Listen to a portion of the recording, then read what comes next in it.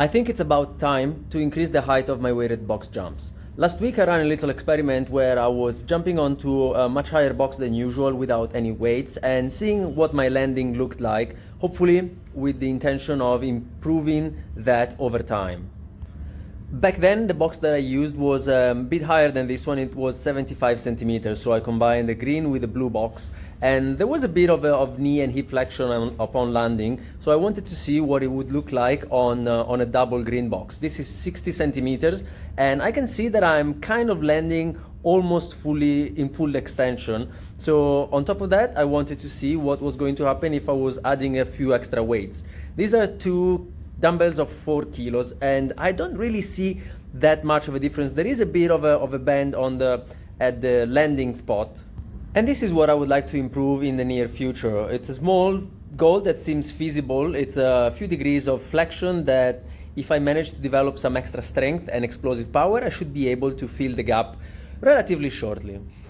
So as I increase the height of the box and kind of reduce the amount of weight that I'm carrying, I also decided to start with 2 sets of the weighted box jumps, starting with 5 reps per set, and I will be increasing those week by week until I can do maybe around 8, and then I will be increasing the weight and go back to 5 reps and again work my way up from there in a similar fashion. And at some point I will be testing the way that I land without the weight and also with the weight. So if I notice that I can fully extend as I am carrying extra weight, it's probably going to be about time to increase the height of the box and also test what the 75 centimeter landing looks like compared to last week. And because I kind of took a screenshot of that, I will be able to compare the two side by side.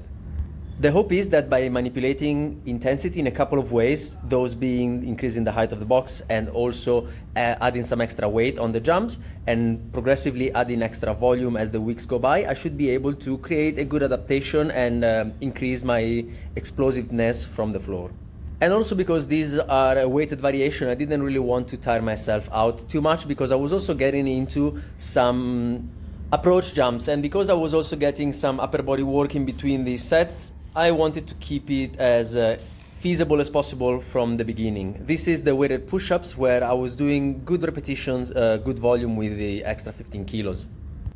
I think I'm very close to adding 20 kilos on top and seeing how many reps I can do with those. I do not really want to start pushing too many reps on the first set as soon as I jump in weight, because I think that if I get too close to failure from the beginning, I may not have that much room for improvement. While if I allow myself some extra time to build up those extra repetitions while progressively getting closer to failure and adding some extra volume there, I actually give my body a bit more of a chance to get some adaptations in.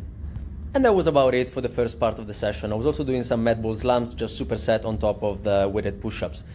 Then it was time for the approach jumps, but I was also doing some low raises, a good isolation for the shoulder, which I was performing before the jumps because they tend to elevate my heart rate a lot, and I feel like I should be doing the slightly easier exercise in terms of intensity first, then catch a breather and get into the jumping, which is the movement that I want to give all my attention to.